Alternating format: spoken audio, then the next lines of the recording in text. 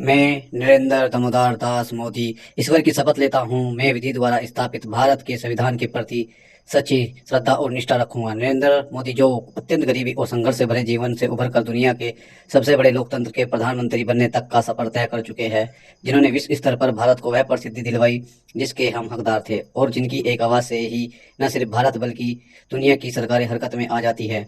क्या आप जानते हैं कि उन्हीं नरेंद्र मोदी को प्रधानमंत्री बनने से पहले केंद्र के मंत्री बनने का अनुभव भी नहीं था, तो फिर साल 2014 में भाजपा ने उन्हें सीधा प्राइम मिनिस्टर कैंडिडेट बनाकर चुनावी मैदान में क्यों उतारा?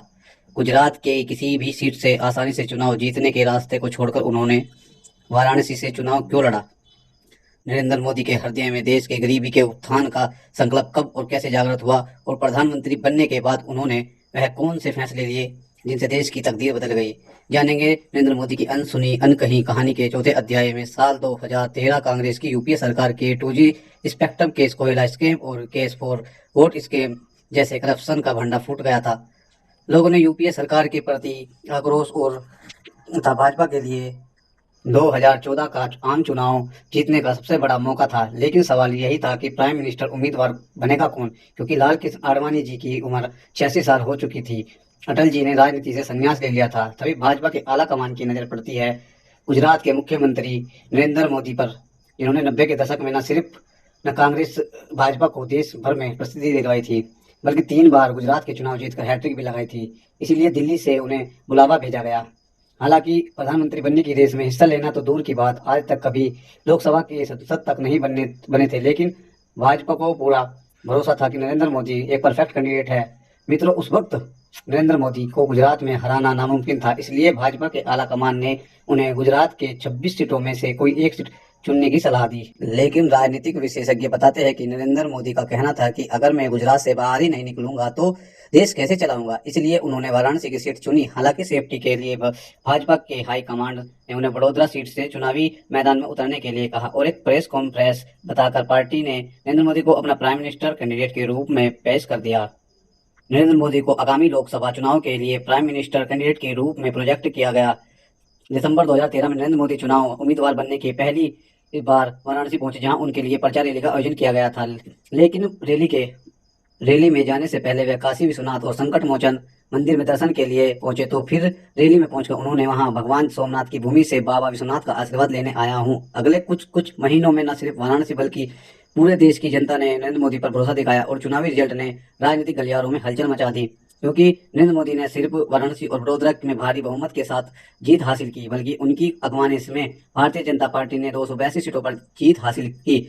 इतिहास रच दिया। केंद्र में आई भाजपा के नए एनडीए यानी नेशनल डेमोक्रेटिक अलायंस की सरकार और 45 सालों के संघर्ष के बाद नरेंद्र मोदी बनने वाले थे दुनिया के सबसे बड़े लोकतंत्र के नायक। 26 मई 2014 स्वतंत्र भारत में पहली बार एक ऐसे व्यक्ति ने प्रधानमंत्री के तौर पर शपथ ग्रहण करने की तैयारी की जो अपने दम पर एक गैर कांग्रेसी पार्टी को लोकसभा में बहुमत दिला चुका था।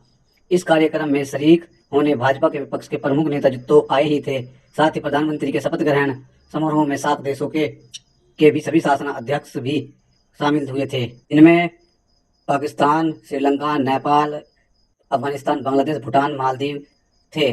स्टेज पर आए उन्होंने भारत के 15वें प्रधानमंत्री के तौर पर शपथ ली। नरेंद्र दामोदर दास मोदी ईश्वर की शपथ लेता हूं कि मैं विधि द्वारा स्थापित भारत के संविधान के प्रति सच्ची निष्ठा और देश। जब नरेंद्र मोदी ने प्रधानमंत्री बनकर सदियों से देश पर राज कर रही कांग्रेस सरकार का तख्ता पलट दिया, तभी एक सभा के दौरान आडवाणी जी ने कहा था कि नरेंद्र मोदी ने भाजपा का हिस्सा बनकर कृपा की है, जिसके उत्तर में पीएम मोदी के आंसू छलक गए थे। वे अडवा में से प्रार्थना करता हूं कि इस शब्द उपयोग न कर आगे उन्होंने रोते हुए कहा कि मैं भारत जैसे देश में जन्मा हूं।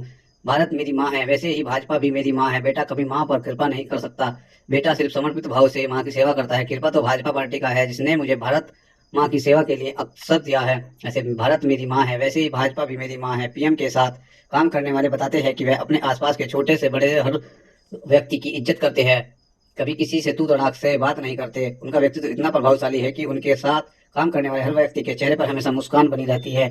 27 मई 2014 प्रधानमंत्री के तौर पर नरेंद्र मोदी ने पहली कैबिनेट बैठक में हिस्सा लिया था, जिसमें काले धन पर कार्रवाई के लिए एसआईटी गठित की थी, जिससे वह यह साबित हो गया था कि नरेंद्र मोदी कड़े फैसले लेंगे, पीछे नहीं हटेंगे। तो 3 महीने बाद 15 अगस्त 2014 के दिन नरेंद्र मोदी ने पहली बार लाल किले पर देश का तिरंगा देश का तिरंगा फहराया, स्वच्छता अभियान की घोषणा कर दी। टॉयलेट तो बच्चियों के लिए अलग टॉयलेट, तो तभी हम हमारी बच्चियां स्कूल छोड़कर के भागेगी नहीं। 2 अक्टूबर के दिन खुद पीएम मोदी ने देश में स्वच्छ भारत अभियान की नींव रखी। गांधी जयंती के इस पर्व में नरेंद्र मोदी खुद बनारसी पहुंचे और झाड़ू उठाकर जीरो घाट पर सफाई की। इस अभियान में देश के प्रमुख नेताओं से लेकर फिल्मी सितारों हर आम आदमी खास लोग जुड़े। और यह अभियान सिर्फ करके शुरू करके नाम कमाने की खातिर नहीं था, बल्कि 5 साल बाद साल 2019 में भी नरेंद्र मोदी अपने निश्चय पर अड़क रहे। इसका अंदाजा आप इसी बात से पता लगा सकते हो कि फरवरी 2019 में पीएम मोदी प्रयाग से संगम के तट पर सफाई कर्मियों के पांव पखार नजर आए। वे देश के सबसे कमजोर और सबसे गरीब लोगों के पांव अपने हाथ में रखकर बड़ा संदेश दे रहे थे। इस अभियान के तहत देश के 6 लाख गाँव में 10 करोड़ टॉयलेट बनाए गए, गंदगी से फैलने वाली बीमारियों को कंट्रोल किया गया, वुमेन सेफ्टी को बढ़ावा दिया गया और स्वच्छता और टॉयलेट को लेकर ग्रामीण इलाकों में रहने वाले 55 करोड़ भारतीयों की सोच बदल कर रख दी। आज स्वच्छ भारत अभियान को 10 साल हो चुके हैं, लेकिन फिर भी सरकार इसे लेकर जोर शोर से काम कर रही है। नरेंद्र मोदी ने बचपन में अपनी माँ हीराबेन को खाना पकाते हुए समय धुएं से परेशान होते हुए देखा था। उन्हें याद था कि कैसे उनकी माँ भोजन पकाते समय चूल्हे में फूंक मारते हुए हाँफ जाती थी और उनकी आंखों से आंसू निकल जाते थे। इसलिए गुजरात के मुख्यमंत्री बनते ही नरेंद्र मोदी ने अपने राज्य में हर घर एलपीजी गैस सिलेंडर पहुंचाने का अभियान शुरू किया और प्रधानमंत्री बनने के बाद 1 मई 2016 के दिन प्रधानमंत्री उज्ज्वला योजना लॉन्च की गई, जिसमें गरीब परिवारों को मुफ्त में एलपीजी सिलेंडर और चूल्हा बांटने का अभियान शुरू हुआ। इस योजना का लक्ष्य था कि मार्च 2020 तक देश भर के 8 करोड़ घरों में एलपीजी कनेक्शन पहुंचना चाहिए, लेकिन यह लक्ष्य तय सीमा से पहले ही हासिल हो गया। 7 दिसंबर 2019 के दिन नरेंद्र मोदी ने खुद औरंगाबाद में एक परिवार में 8 करोड़ वाह कनेक्शन सौंपा। इस योजना ने देश में एलपीजी कवरेज को 62% से बढ़ाकर 99% तक पहुंचा दिया। आज देश के घर घर गैस सिलेंडर है, जो काफी बड़ी उपलब्धि है। गरीबों के बीच गांव में बिताए बचपन ने ही नरेंद्र मोदी को गरीबों के लिए पक्के मकान, अच्छी सड़कें, शुद्ध पेयजल, एलपीजी कनेक्शन और 2400 घंटे बिजली सुनिश्चित करने के लिए प्रेरित किया। उन्होंने गुजरात के मुख्यमंत्री रहते ही इन कामों को शुरू किया था। हालांकि आपसे काफी कम लोग यह जानते होंगे कि नरेंद्र मोदी का बचपन तो अत्यंत गरीब और संघर्षों में बीता, लेकिन उन्होंने देश के हर व्यक्ति की भलाई का दृढ़ निश्चय तब लिया था जब उन्होंने बड़े होकर माँ के बच्चे और दुख के एक बार फिर उसे महसूस किया, जिसके बारे में उन्होंने गुजरात के डॉक्टर अनिल करावल को बताते हुए कहा था कि मैं गाँव में गया, उस वक्त मैं संघ का स्वयं सेवक था और दोपहर के 1 बजे थे।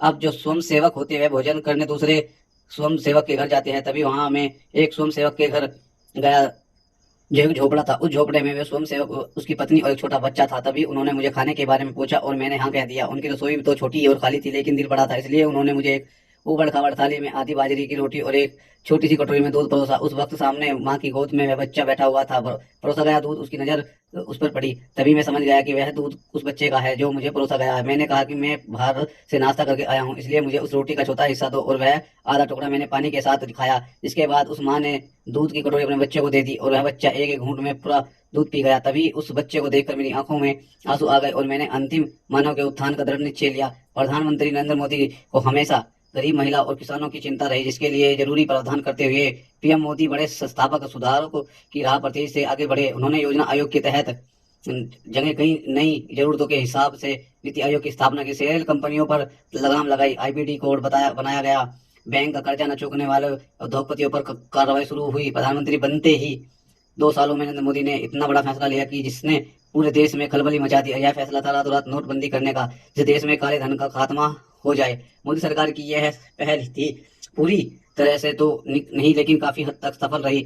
इस नोटबंदी के 9 महीने बाद जुलाई 2017 में उन्होंने जीएसटी यानी गुड्स सर्विस टैक्स लॉन्च कर दी और देश के टैक्स सिस्टम में क्रांति ला दी। भाइयों बहनों, मेरा मंत्र न खाता न मैं खाने देता। नई टेक्नोलॉजी आईटी में के नरेंद्र मोदी से शुरू मायती अपनी सरकार कामकाज को असरदार बनाने और आम जनता की सुविधा के लिए नरेंद्र मोदी ने वर्ष 2015 में डिजिटल इंडिया को लॉन्च किया। अगले कुछ सालों में डीजी और लोकर उमंग रुपए भीम और यूपीजी में प्लेटफॉर्म और ऐप्स के जरिए मोदी भारत को डिजिटल बना रहे थे। धीरे धीरे यूपीआई जैसे प्लेटफॉर्म और ऐप्स के जरिए पूरे भारत में यह प्रसिद्ध हो गया। देशवासियों के जीवन का आसान बना दिया, बल्कि दूसरे देश ने अपने ही इस अपनाना शुरू कर दिया। और आज दुनिया भर में जितनी भी डिजिटल पेमेंट होती है, उनमें से 46% तो केवल भारत में होती है। प्रधानमंत्री जन धन योजना के तहत देश भर में गरीब किसानों से लेकर मजदूरों को बैंक अकाउंट खुलवाए गए और उनकी सब्सिडी योजनाओं के लाभ भेजकर प्रधानमंत्री ने मिडिल मैन को हटा दिया। इससे जनता के लिए लॉन्च हुए अभियानों का फायदा डायरेक्ट जनता को मिला और भ्रष्टाचार कम हुआ। इसके अलावा नरेंद्र मोदी ने सरकार ने कुछ ऐसे कड़े फैसले लिए जिसके बारे में पुरानी सरकारों ने सोचा तक नहीं था। और उन्होंने कश्मीर में आर्टिकल 370 हटा दिया, 3 तलाक की प्रथा और गैर कानूनी कर दी महिला समाज में उनका हक दिलवाया गया। सालों से चले आ रहे अयोध्या विवाद का समाधान लाकर राम मंदिर बनवाया और सालों की तपस्या बाद राम लल्ला घर विराजे। इतना ही नहीं, उन्होंने पाकिस्तान के आतंकी हमले का मुंह तोड़ जवाब देते हुए 2 बार सर्जिकल स्ट्राइक आई और पीओके में आतंकी अड्डों को तबाह कर दिया। साथ ही विश्व स्तर पर भारत की दुनिया में 5 महाशक्तियों की सूची में लाकर खड़ा कर दिया। और धन्यवाद। जय हिंद। और सब्सक्राइब जरूर करना, लाइक जरूर करना।